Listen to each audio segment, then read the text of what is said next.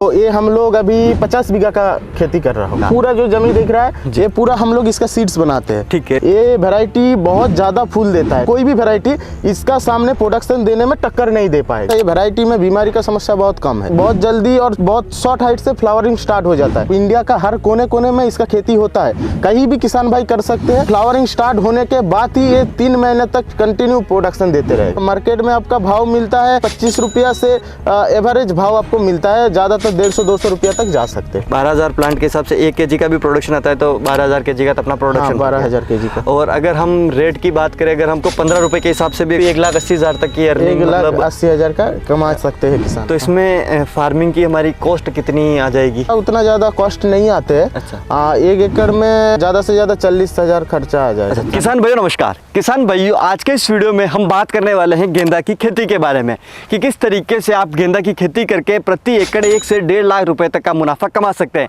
इसके लिए आज के इस वीडियो में हम आपको दिखा रहे हैं गेंदा की थाईलैंड वैरायटी ऑरेंज लड्डू गेंदा कि कैसे ये जो वैरायटी है इसकी क्या खासियत है, कैसे आप इसकी खेती कर सकते हैं और कैसे आप इसकी खेती करके इतना अच्छा मुनाफा ले सकते हैं। तो चलिए शुरू करते हैं आज के इस वीडियो को। नमस्कार सर। नमस्ते। राम राम। राम राम जी। हाँ। सबसे पहले तो आपका वेलकम है हमारे चैनल में, और जो किसान भाई आपको देख रहे हैं थोड़ा सा आप उन्हें अपना परिचय कराइए और हम कहाँ पर हैं वो भी, थोड़ा सा आपकी फार्म लोकेशन के बारे में भी। मैं सौभाग्य सामंत हूँ और मेरा जो नर्सरी का जो नाम है वो सामंत नर्सरी का तरफ से मैं बोल रहा हूँ। मेरा एड्रेस है कलकत्ता, पश्चिम बंगाल, कोलाघाट, पांसकुड़ा का अंदर मैं पढ़ता हूँ जी। हाँ। और आज के इस वीडियो में हम कौन सी खेती के बारे में दिखा रहे हैं उसके बारे में भी आप थोड़ा सा आज एक हम लोग दिखा रहा है पूरा गेंदा का खेती के बारे में दिखा रहा हूँ। ठीक है। ये गेंदा का थाईलैंड वैरायटी लड्डू ऑरेंज वैरायटी है। ओके। ठीक है। तो आज के इस वीडियो में हम यानी कि गेंदा की खेती के बारे में बात करने वाले हैं। जो किसान भैया गेंदा का खेती करना चाहते हैं ये कर सकते हैं, बहुत प्रॉफिटेबल काम है। ठीक है। किसान भाइयों का बहुत प्रॉफिट है इसमें, तो ये बहुत आसानी से किसान भाई कर सकते हैं जी। तो अभी आप हमें सबसे पहले तो ये बताइए कि ये जो गेंदा की खेती है आप कितने सालों से इसकी खेती कर रहे हैं, वो थोड़ा सा मैं जानना चाहूँगा। एक्चुअली मैं ये खेती कर रहा हूँ, मैंने आया 3-4 साल। इसके पहले मेरा पिताजी कर रहा है, मेरा पिताजी अभी है, उन्होंने अभी कर रहा है 35 साल से ये खेती कर रहे हैं। ठीक है। हाँ। तो यानी कि आज के इस वीडियो में हमारे किसान भाइयों को गेंदा की खेती के बारे में 35 सालों का अनुभव मिलने वाला है। बिल्कुल बिल्कुल जी। हाँ। तो मैं ये भी जानना चाहूँगा कि आप कितने एरिया में गेंदा की खेती करते हैं?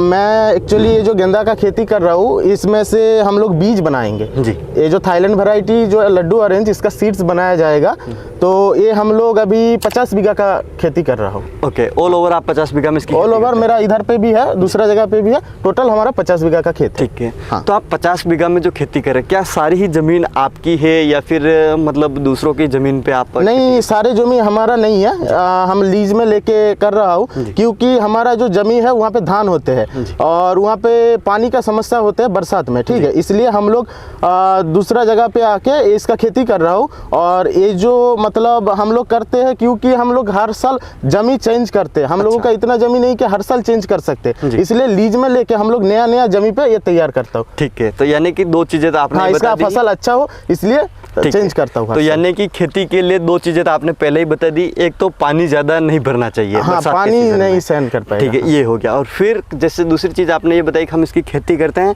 तो हर साल अपने को दूसरे खेत में यानी कि जमीन बदल कर इसकी खेती करनी है। नहीं, जमीन बदलने का किसान भाइयों को जरूरत उतना नहीं है, उन्होंने किसान भाइयों कर सकते हैं। हम लोग जमीन बदलते हैं क्योंकि इसका जो क्वालिटी अच्छा आए, तो इसका बीमारी कम आए, इसलिए हम लोग तैयार कर इसको मतलब बीमारी कम होने के लिए हम लोग इसको अलग अलग जमीन पे करता हूँ। ठीक है। तो अब सबसे पहले तो आप हमें इसकी वैरायटी के बारे में बताइए कि ये वैरायटी कौन सी है और इस वैरायटी की क्या विशेषताएं हैं, वो थोड़ा समझ। ये जो वैरायटी है ये थाईलैंड वैरायटी लड्डू ऑरेंज। ठीक है। ये वैरायटी का जो विशेषता है, ये वैरायटी बहुत ज्यादा फूल देता है। कलकत्ता में कोई भी वैरायटी इसका सामने प्रोडक्शन देने में टक्कर नहीं दे पाएगा। ठीक है। और ये जो वैरायटी का जो खासियत है, ये ज्यादा फूल देता है और बहुत शॉर्ट हाइट में फूल देता है और बहुत कम दिन में इसका फ्लावरिंग चालू हो जाता है। ठीक है। हाँ। तो अब जैसे इस इसका जो फूल है वो थोड़ा सा आप हमें हार्वेस्ट करके थोड़ा सा दिखाइए कि इसका जो फूल है वो होता कैसा है। ये जो देखिए, ये जो फूल देखिए, इसका टाइटनेस बिल्कुल पूरा ठोस है। फूल का साइज बड़ा साइज में आते हैं, पीछे से पूरा राउंड शेप है और टाइटनेस बिल्कुल ठोस, जैसे दबाइए छोड़िए जैसा का तैसा। और फूल का कलर वगैरह गाढ़ा आते हैं, ठीक है, और फूल का साइज भी बड़ा आते हैं, तो किसान को मार्केट में इसका अच्छा भाव मिलता है। ठीक है। तो भाव के बाद के बारे में हम बाद में जानेंगे। उससे पहले मैं ये जानना चाहूँगा कि ये जो गेंदा की खेती है ऑल ओवर इंडिया में किसान भाई कहाँ कहाँ पर कर सकते हैं, उसके बारे में आप थोड़ा सा। ये जो गेंदा का खेती है, ये किसान भाई कहीं भी कर सकता है। मतलब इंडिया का हर कोने कोने में इसका खेती होता है, कहीं भी किसान भाई कर सकते हैं, कोई समस्या नहीं है इसका। ठीक है। तो यानी ऑल ओवर इंडिया में इसका खेती हो सकता है। ठीक है। उसके बाद में बात आती है मेन चीज, अगर हम क्लाइमेट के ऊपर जाते हैं तो इसके लिए हमें टेम्परेचर कैसा चाहिए होता है, कितने टेम्परेचर मिनिमम और मैक्सिमम में? मिनिमम 15 डिग्री तक सहन कर लेते हैं और मैक्सिमम 42 डिग्री तक ये सहन कर पाते हैं, कोई समस्या नहीं है। यानी कि 15 डिग्री से लेकर 42 डिग्री तक टेम्परेचर जहाँ तक भी है वहाँ पर हम इसकी खेती कर सकते हैं। उसके बाद में बात आती है मिट्टी की। हम किस तरीके की मिट्टी में इसकी खेती कर सकते हैं, बेस्ट मिट्टी इसकी खेती के लिए कौन सी रहेगी? ये आपने कोई भी मिट्टी में खेती कर सकते हैं, लेकिन थोड़ा बालू टाइप का मिट्टी होगा तो इसका खेती अच्छा होता है। लेकिन काला मिट्टी में खेती होता है, कोई समस्या नहीं होता है इसका। कोई भी टाइम होता है, टाइम का हिसाब से काला मिट्टी में भी खेती बिल्कुल अच्छा होता है। ठीक है। यानी जैसे आपने बताया बालू मिट्टी की टाइप की है, तो यानी कि उसके कहने का ये है कि इसमें वाटर होल्डिंग कैपेसिटी उसकी थोड़ी कम होनी चाहिए, पानी ज्यादा टाइम तक रुकना नहीं चाहिए। तो जो अपनी काली मिट्टी है उसमें हम बरसात के सीजन में खेती नहीं कर पाएंगे, नहीं कर, सर्दी वगैरह या गर्मियों में करनी है तो उसके लिए हमारी जो काली मिट्टी है वो सही रहेगी, और लाल मिट्टी और जो बालू टाइप की मिट्टी है वो बरसात के सीजन में, बरसात में पूरा सालों में सही रहेगा वो। ठीक है। अब बात करते हैं कि हम जैसे खेती करना चाहते हैं, इसकी साल में हम कितनी बार खेती कर सकते हैं, कौन कौन सा सीजन होता है खेती करने का, वो थोड़ा सा बताइए। इसका अपने खेती कर सकते हैं साल में, इसका 2-3 महीना छोड़ के, बरसात का समय छोड़ के आप कभी भी कर सकते हो। बरसात का समय में इसका थोड़ा सिंगल का समस्या आ जाता है, थोड़ा मतलब ज़्यादा नहीं आते, सिंगल का समस्या आ जाता है, इसलिए हम लोग ना कहते हैं किसान लोगों को। और इसका हाइट थोड़ा ले लेता है, इसलिए आप इसको मार्च तक लगा सकते हैं, ठीक है।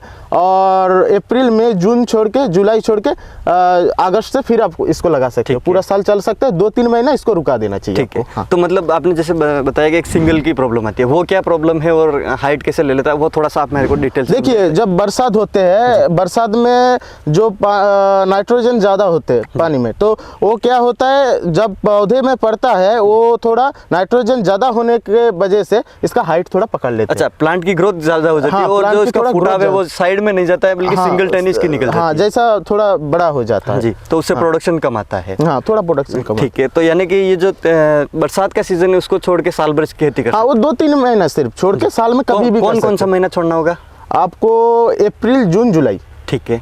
अब उसके बाद में हम चाहते हैं खेत की तैयारी करना। खेत की तैयारी हमें कैसे करनी चाहिए, कितनी जुताई करनी होगी, उसको जुताई करते टाइम हमें कौन सी खाद डालनी है, वो थोड़ा सा आप हमें बताइए। आप खेत तैयार करने के लिए पहले इसको आपको 2 बार जुताई करना पड़ेगा, और आपको उस जुताई करने का समय गोबर का जो खाद होता है वो देना बहुत जरूरी है, और वो भी होना चाहिए सड़े हुए जी। जो कच्चा गोबर का खाद नहीं चल पाएगा बिल्कुल, ठीक है। तो सड़े हुए गोबर का खाद दे के 2 बार इसको जुताई कीजिए, उसके बाद आप प्लांटेशन कीजिए। ठीक है।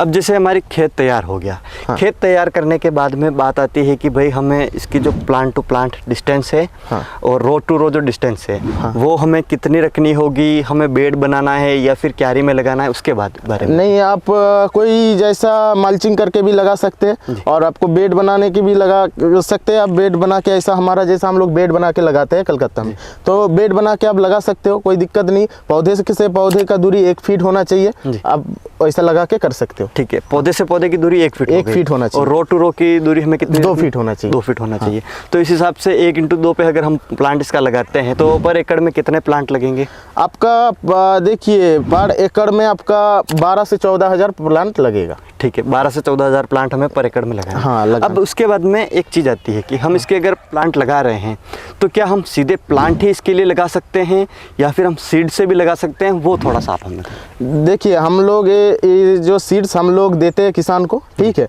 किसान चाहे तो इसका सीड्स भी ले सकते हैं, ठीक है, और उसको प्लांट मिलेगा तो प्लांट भी लगा सकते हैं, कोई दिक्कत नहीं है। सीड्स भी ले सकते हैं, सीड्स लेके उनको नर्सरी तैयार करना पड़ेगा, 20 दिन के अंदर नर्सरी तैयार हो जाएगा उनका। तो नर्सरी तैयार करने के बाद उन्होंने 20 दिन के बाद इसको प्लांटेशन कर सकते हैं। यानी खेत में हम सीधा बीज तो नहीं लगा सकते, हमें नर्सरी तो तैयार करना नहीं, नर्सरी इसका तैयार करना पड़ेगा, सीधा बीज नहीं लगा सकते। ठीक है। तो किसान भाई इसमें मैं आपको एक चीज़ कहना चाहता हूँ कि जैसे सर ने बताया कि आप इसका सीड भी लगा सकते हैं। अगर आप सीड लेके खुद नर्सरी तैयार आप कब करें, जब आप उसमें खुद एक्सपर्ट हैं कि आप खुद तैयार कर सकते हैं, आपके पास में एक प्रॉपर सिस्टम है, तभी आपको खुद को नर्सरी तैयार करनी चाहिए। बाकी अगर आपके पास में एक्सपीरियंस नहीं है या फिर आप फर्स्ट टाइम अगर इसकी खेती कर रहे हैं, उस टाइम पे मैं प्रेफर करूँगा कि आप सीधा नर्सरी से प्लांट ही लेकर लगाए, ताकि आप तो एक तो जो प्लांट की ग्रोथ है वो आपको सेम मिले और उसमें आपकी जो प्लांट की मोटिलिटी है वो न के बराबर हो और आप अच्छे तरीके से खेती तो हम उनको जो सीड से प्लांट्स तैयार करने का वो भी नॉलेज दे सकता हूँ। अच्छा, हाँ। तो मतलब अगर कोई किसान लार्ज स्केल पे कर रहा है तो वो भी आप किसान भी चाहे तो कर सकता है, कोई दिक्कत नहीं। ठीक है। अगर हम जैसे प्लांट के बारे में तो आपने बताया कि 10 से 12,000 प्लांट पर एकड़ में लगते हैं हमारे। हाँ। अगर सीड अगर कोई लेना चाहता है, अगर सीड कोई कि मैं सीड से ही अपने पौधे तैयार करूंगा तो उसके लिए उसको पर एकड़ कितना सीड चाहिए होगा?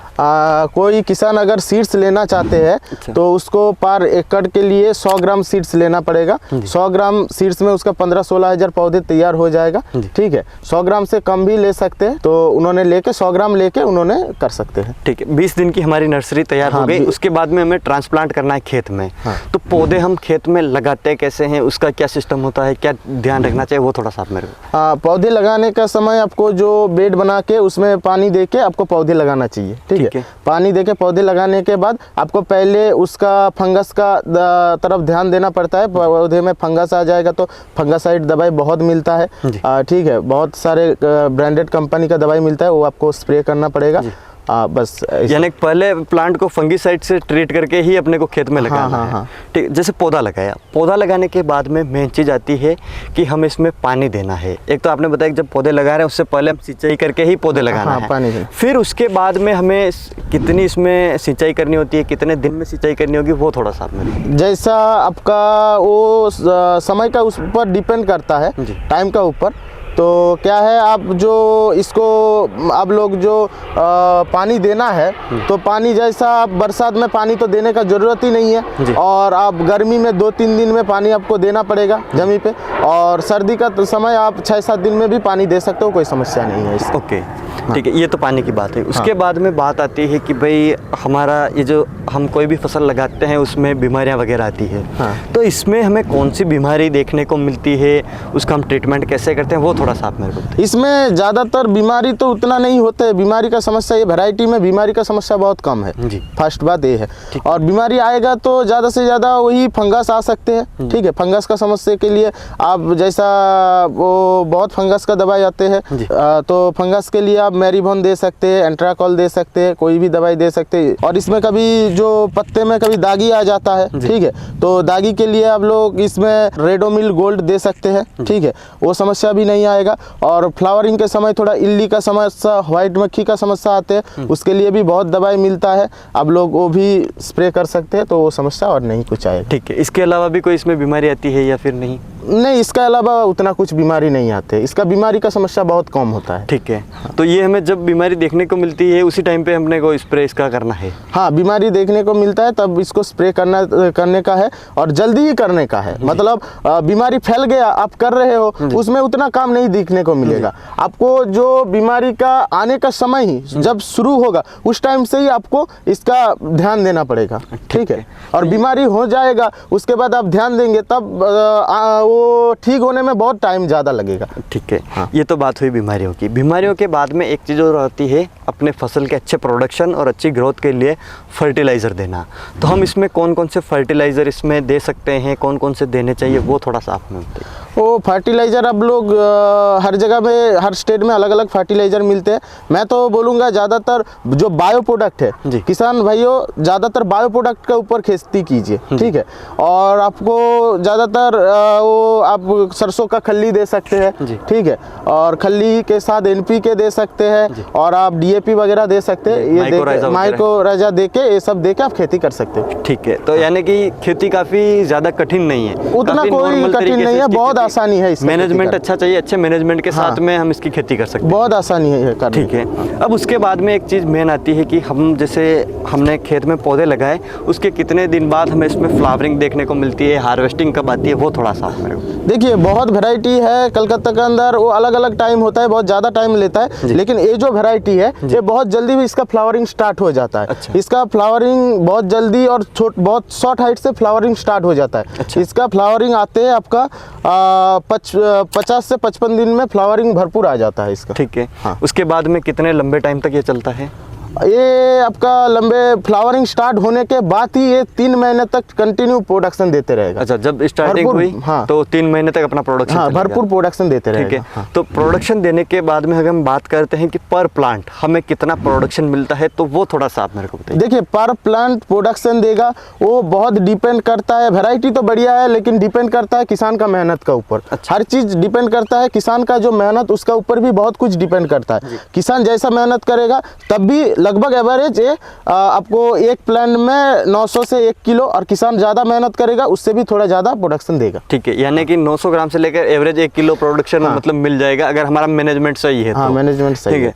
तो अब जैसे हम इसको सेल करते हैं, तो मार्केट में इसकी डिमांड कैसी रहती है, किसान और इसकी रेट क्या मिलती है, वो थोड़ा। मार्केट में ये जो फूल है इसका डिमांड बहुत बढ़िया रहता है। अच्छा। क्योंकि ये जो फूल है हर स्टेट में अभी फूल का जो डिमांड है वो बड़ा साइज का, और ये कोई भी वैरायटी से बड़ा साइज का आते हैं, और फूल भी बिल्कुल ठोस आते हैं। ठीक है, इसलिए ये वैरायटी का बहुत डिमांड है अभी। ठीक है, तो इसलिए ये वैरायटी तो अच्छा रेट में बिकते हैं, और मार्केट में आपका भाव मिलता है लगभग वही आपका 25 रुपया से एवरेज भाव आपको मिलता है। ज़्यादातर 150-200 रुपया तक जा सकते हैं। ठीक है। अगर मिनिमम की बात करें तो एवरेज नॉर्मल आपने मिनिमम रेट इसका अभी तक कितना देखा है कि भाई मिनिमम में इतना तो हमारे यहाँ पे किसानों का बिका ही है? सबसे कम 20-25 रुपया तो बिक ही जाते हैं। ओके। 20 से 25 रुपए नॉर्मली बिक जाता है, इसका नीचे नहीं होता है। ठीक है। तो इस हिसाब से अगर हम 1 एकड़ की बात करते हैं तो 1 एकड़ से हमारी कितनी अर्निंग हो जाएगी?